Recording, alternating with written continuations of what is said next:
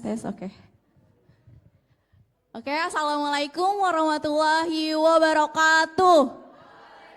Sudah.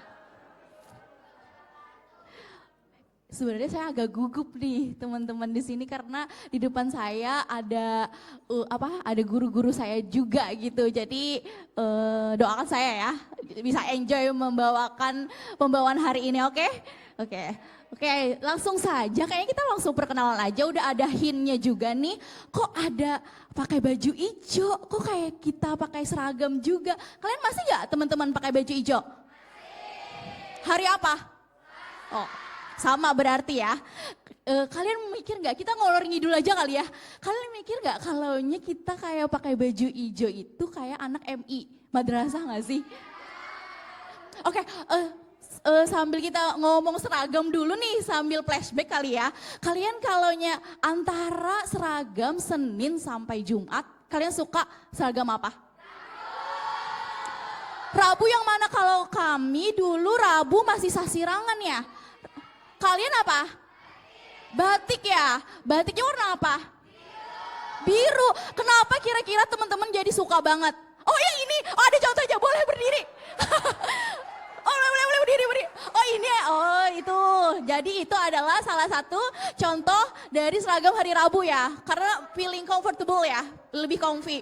Dan pasti yang paling kayak, aduh panas banget tapi bagus nih bajunya, seragamnya adalah hari Senin, karena itu adalah identik banget sama Gibbs gak sih? Ya saya pun dulu sangat-sangat bangga berfoto ria dengan baju hari Senin ini gitu. Tapi ya tadi saya juga ngeliat teman-teman di sini udah kayak udah jam 11-12an itu udah gak pakai ini lagi ya, udah keluar di kerudungnya gitu, dari gak rapi lagi gitu. Itu saya juga feel it gitu waktu dulu. Oke, langsung aja.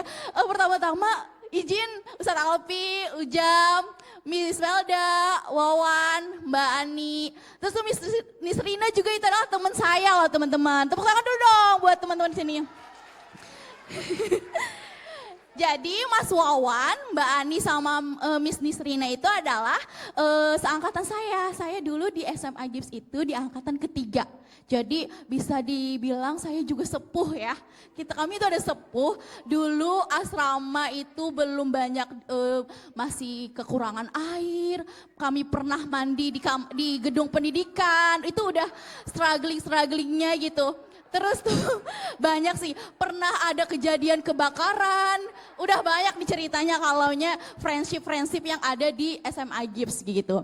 Oke, langsung saja perkenalkan nama saya, sebenarnya nama saya itu adalah, siapa ada yang tahu nggak? Nggak tahu ya, nama saya aslinya adalah Nurul Huda. Tapi karena di Gibbs itu saya satu angkatan itu ada namanya Nurul Huda juga.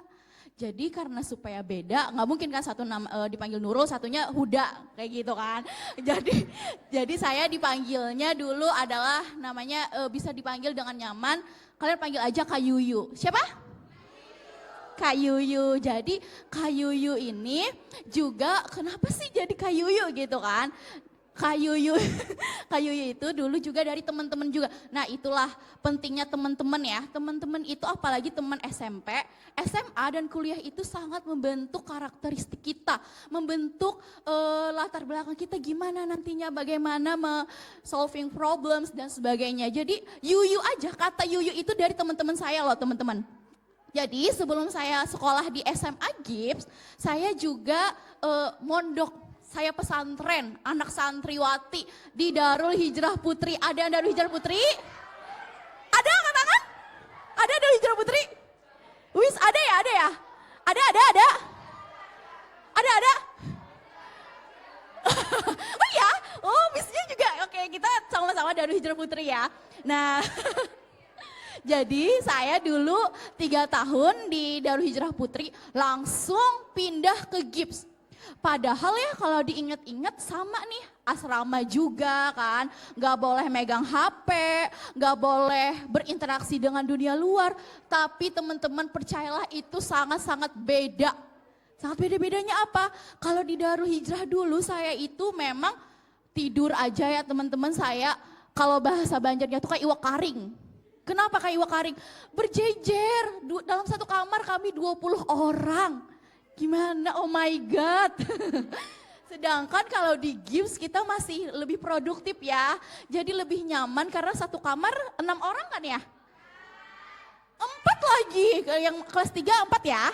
Oh ya, mau tanya dulu dong, ini adik-adiknya dari kelas berapa aja sih? Oke, kelas 11 sama 12 ya, Cie yang 12 mau kuliah ya. Yeah. Nah, oke. Lanjut ya. Tadi kenapa nama saya Yuyu itu juga dari teman-teman saya. Nah, balik lagi di pondok itu teman-teman banyak dari orang yang di luar daerah Banjarmasin, Banjarbaru dan Kabupaten Banjar. Jadi teman saya itu berbagai macam. Di sini juga kan dari Kalimantan Tengah, Kalimantan Selatan, Kalimantan Utara, Kalimantan Barat gitu kan. Jadi berbagai macam teman-teman dan nama Nurul Huda itu kan pasaran banget nih. Iya kan? The Nurul katanya. Ya apalagi sekarang The Nurul itu dengan objeknya itu kayak negatif ya. Saya sedih sebenarnya itu kan kok doa padahal. Nurul itu kalau bahasa Arab teman-teman artinya cahaya loh. Cahaya gitu. Nah, jadi karena banyaknya nama Nurul ini teman-teman saya bingung. Kami manggil kamu apa ya supaya enak gitu. Jadi ada teman saya yang satu nyeletuk. Kamu emangnya kalau di rumah dipanggilnya siapa gitu. Saya bilang saya dipanggilnya Uyuy. Uyuy ternyata ada juga teman-teman. Ya jadinya yaudah balik aja deh Uyuy jadinya Yuyu. Nah jadi gitu. Itu adalah peran penting pertemanan ya. Jadi teman saya yang kayak menemukan nama yang sampai sekarang saya pakai gitu. Oke? Oke, lanjut langsung aja udah sedikit ini. Boleh nih lihat gak ada foto yang familiar gak dari kalian? Oh Mr. Amin itu sekarang Mr. Amin masih ngajar. Yeah. Mr. Amin ini waktu sedikit cerita ya. Mr. Amin itu dulu adalah wali kelas kami di kelas 3. Jadi Mr. Amin ini kami surprisein ulang tahun. Surprise ulang tahun. Kami kan nih anak sosial banget nih. Sosial ini ributnya Masya Allah tabarakallah gitu kan. Ya Allah gitu. Jadi kami happy birthday Mr. Amin. Mr. Amin kayak gini ya. Kayak gitu kan. Tapi setelah kami kayak ya kenapa Mr. Amin kok kami kecewa ya. Kok kayak gitu aja responnya Mr. Amin. Terus apa kata beliau? Saya ini terharu loh. Saya ini terharu. Kalian jangan bilang saya nggak kaget tuh enggak saya kaget tapi ini adalah respon saya katanya. Jadi kalau nanti teman-teman kalau mau nge-surprisein Mr. Amin kalau responnya kayak gitu berarti beliau emang wah gitu, padahal emang nggak yang exciting banget kayak gitu. Oke, kalau ada yang mau surprisein ya. Oke, ini adalah kelas saya, jadi selama 3 tahun saya bersama mereka di Social Girls One namanya, Social G1. Jadi saya juga sekelas sama Mbak Ani, Mbak Ani dulu ketua kelas loh. Jadi Mbak Ani itu dulu kayak, aduh pusing banget anak-anak ini kayaknya keras kepala semua nih, karena jiwa-jiwa pemimpinnya semuanya keluar kayak gitu. Tapi alhamdulillahnya kami bisa berkompromi dan bekerja sama, saling kepercayaan dan juga saling komunikasi menjadi kelas yang seru lah kayak gitu. Oke, lanjut. Jadi langsung aja ke tema how to build healthy friendship ya. Sebenarnya itu tuh kayak sebagai pengalaman aja ya, dari pengalaman-pengalaman kita aja kayak gitu. Saya dicontekan juga nih sedikit, maaf ya saya bawa kertas nih, jadi sini sedikit ininya. Lanjut, nah jadi saya sambil bikin PPT itu saya masukin deh foto-foto saya waktu dulu gitu, jadi sedikit flashback juga. Nah pertama adalah kenapa definisi pertemanan yang sehat itu gimana sih? Pertemanan yang sehat itu adalah ketika kita saling percaya sama teman kita satu sama lain, oke? Saling percaya, saling menghormati. Nggak ada tuh saling menghormati ini salah satunya adalah nggak ada namanya kita ngejek-ngejek teman-teman ya. Kita harus no bullying, oke? Terus itu juga saling mendukung. Apa misalnya temen nih, saya dulu inget banget, saya adalah salah satu orang yang suka K-pop banget. Suka K-pop, ada suka K-pop gak sini? Nah jadi saya terkenal dengan suka K-pop, tapi ada beberapa orang yang kayak ngejudge saya, ih kok suka K-pop? Plastik katanya kan kayak gitu. Nah tapi Makanya dari situ saya memilih teman-teman yang menghargai apa saya suka, apa hobi saya. Dan itu sangat membantu untuk membangun karakteristik kita, kepercayaan diri kita untuk hal itu. Jadi karena saya mempunyai teman-teman yang support sama saya sampai bisa membuat skripsi cuma 3 tahun setengah, temanya K-pop gitu. Sampai saya bisa ke Korea gitu karena teman-teman berkat support teman-teman kayak gitu. Saya menjadi percaya diri kayak gitu. Nah itu, jadi kalian harus mencari teman yang support satu sama lain ya, oke? Oke, nah jadi ini adalah salah satu foto teman-teman SMA saya juga sampai dia punya anak, kami masih keep in touch. Masih saling bersilaturahmi, kalau ada yang nikah kami langsung datang kayak gitu. Karena biarpun kami beda-beda nih, beda-beda, ada yang di Batu Licin, di Banjarbaru, di Jogja misalnya. Tapi kalau udah liburan semester, kami bakal keep in touch lagi, bersilaturahmi lagi. Karena apa? Karena kami udah saling percaya, saling menghormati, dan juga saling mendukung gitu apa yang keputusan yang diambil oleh teman-teman kayak gitu. Lah, lanjut kita langsung aja, manfaat pertemanan yang sehat. Apa sih? Nah, oke, kita base dulu nih dari fotonya ini. Kira-kira saya yang mana? Ada yang tahu nggak? Yang mana? Tengah, oke. Ada yang nggak tahu lagi? Saya yang mana? Samping? Tasping? Oke, ada lagi? Yang mana? Yang kanan itu pakai kerudung apa? Bukan, saya kayaknya nggak ada yang bener nih. Saya yang ada paling ujung, kerudung abu kah apa itu? Warna abu, nah itu saya. Ini rasanya di foto ini waktu kami hijrah program di Turki.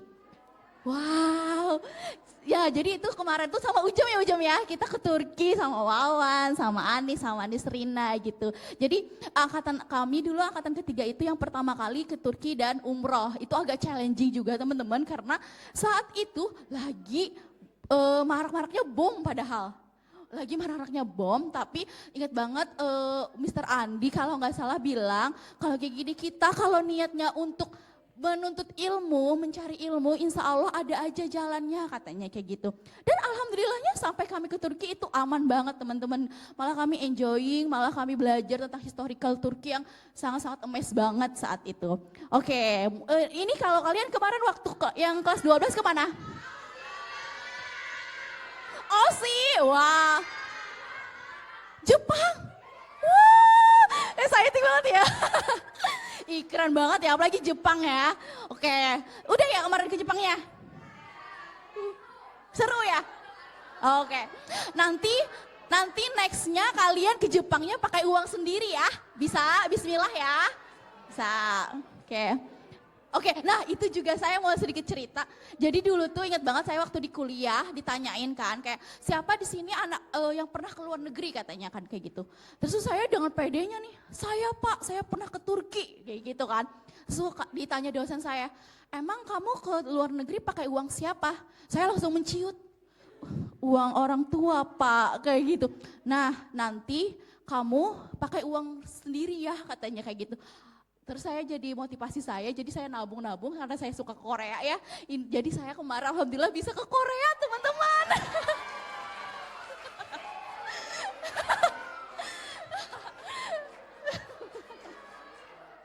Semua orang harus bahagia juga ya karena dream kita itu nggak mungkin nggak bisa kayak gitu. Selama kita bisa bertekad, kita bisa ambis dengan fokus sama dream kita itu, insya Allah kita bisa menjapainya teman-teman. Kali aja kalian mau ke Swiss, ke Jepang lagi, nanti insya Allah pakai uang masing-masing ya. Nah itu juga, ini kita ngelor ngidul ya. Jadi saya ke Korea itu memutuskan nekat sendiri teman-teman. Maksudnya sendiri ini pakai travel gitu, tapi saya sendiri gitu. Nah jadi teman-teman saya nggak ikut. Awalnya saya maunya sama teman alumni juga, angkatan 3 juga. Tapi dia saat itu lagi ada kerjaan kan. Nah itu lagi kita harus beradaptasi dalam pertemanan. Saya tuh ya baru datang ke bandara, saya nggak punya kenalan satu pun gitu. Saya langsung bisa nanya, Mbak ini yang mau ke Korea? Iya, orangnya padahal udah 35 tahun, 10 tahun bedanya sama saya. Tahu nggak, saya sampai akhir saya di Korea saya masih keep in touch sama mereka. Karena itu adaptasi yang harus lebih cepat gitu. Padahal kalau dari segi usia jauh banget nih. 35 sampai sama saya 25 tahun, 10 tahun. Tapi karena kita mempunyai tujuan sama, fokus yang sama, pembahasan yang sama, jadi kita tuh udah kayak akrab teman lama, tiba-tiba trip bareng kayak gitu. Nah itu juga ya teman-teman ya, kalian kalau punya kesamaan yang sama, visi misi yang sama dengan teman, itu insya Allah beradaptasinya cepat kayak gitu. Itu poinnya juga ya. Oke, lanjut. Nah, langsung aja, manfaat pertemanan yang sehat. Yang pertama adalah ya pastinya kesehatan mental ya. Saya juga dulu struggling di SMP, di SMA itu mencari teman yang betul. Mencari teman yang bagaimana sih kayak gitu, yang sesuai dengan saya kayak gitu. Jadi ada beberapa yang memang menjadi pikiran, ya stres, tapi stresnya anak SMP, SMA kan gak seberapa ya gitu. Tapi ya stres juga, kayak sedih kok punya teman kayak gini, kayak gitu. Nah jadi dari situ saya melihat, menelaah lagi, pas itu terus memfilter teman yang mana sih yang cocok buat saya, kayak gitu. Lanjut, manfaat yang kedua, kesehatan fisik. Ini betul banget teman-teman. Saya sekarang suka banget lari. Jadi ada yang dari Banjarbaru gak sini? Saya, gimana? Oh ada lucu. Saya sekarang itu udah setahun yang belakangan ini suka lari teman-teman. Lari ya 5 kilometer atau 6 kilometer di Gebur Nur Run.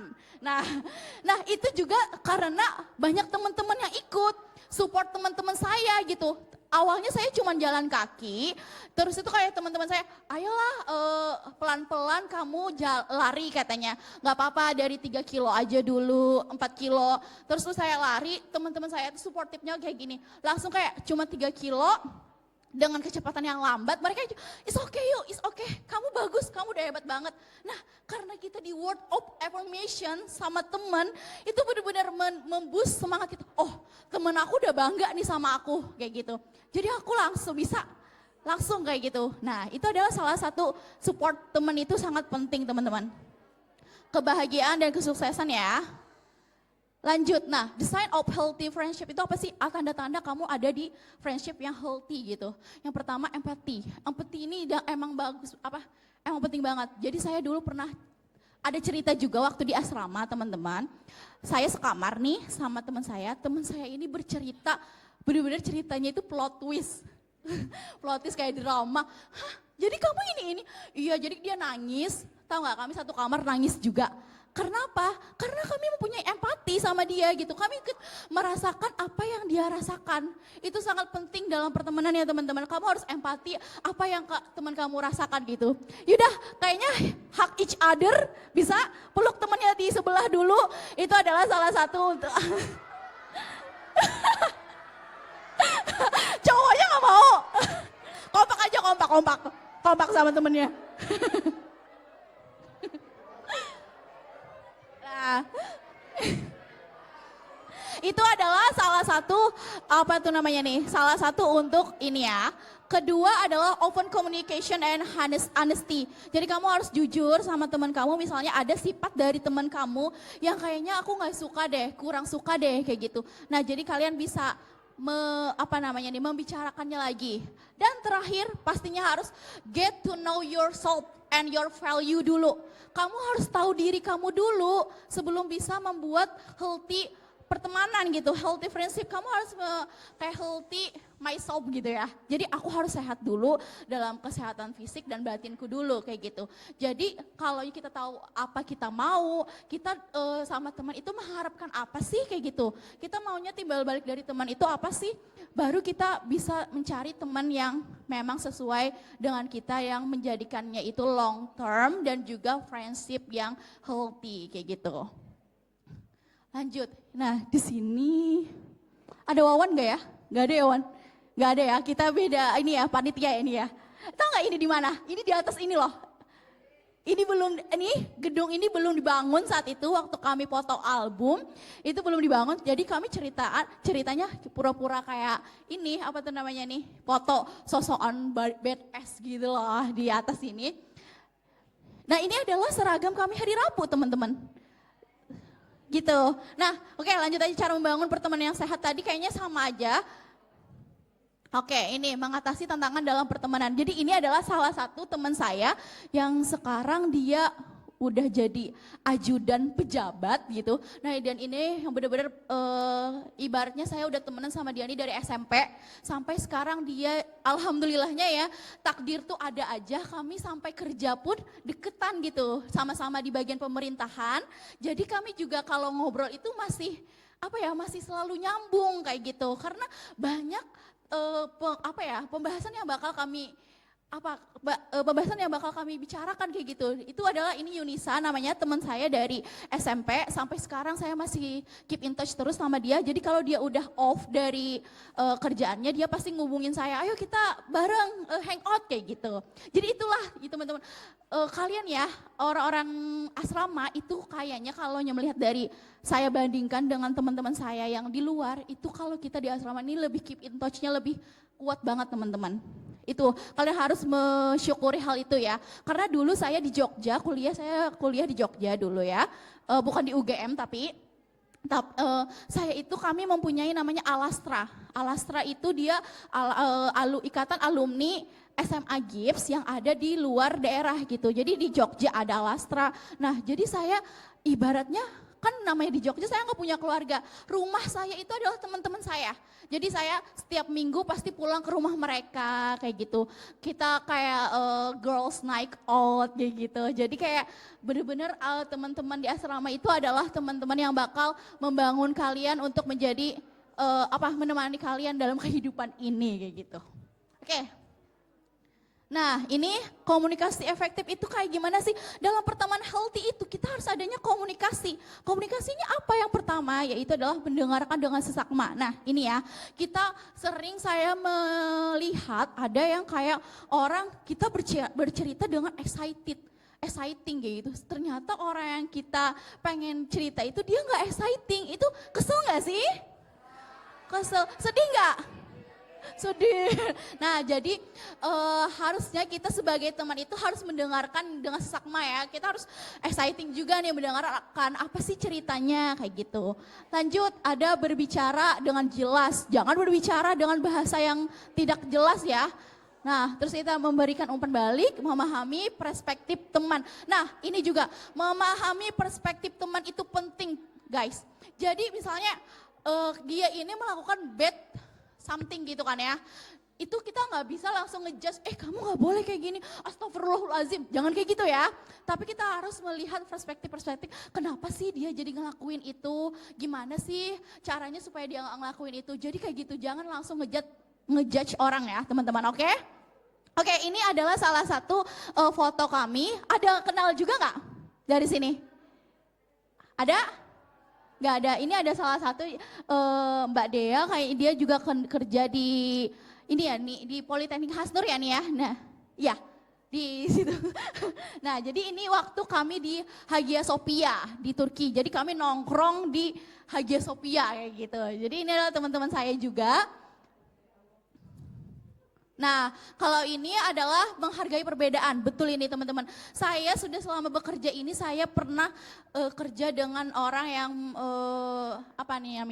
non muslim, terus itu juga usianya jauh dari saya, terus itu beda suku dengan saya, beda ras dengan saya. Bagaimana sih harus menghargai perbedaan itu sangat penting ya teman-temannya. Kita lebih ini aja ke arah positif aja. Kita kayak lebih exciting. Kenapa sih agama kamu di sini kayak gimana? Misalnya kan kayak gitu. Atau kamu kalau suku, misalnya ada suku Bugis sama Banjar, suku Bugis emangnya gimana sih kalau ada ini kayak gitu. Jadi lebih ke arahkan ke positif aja kayak gitu, oke?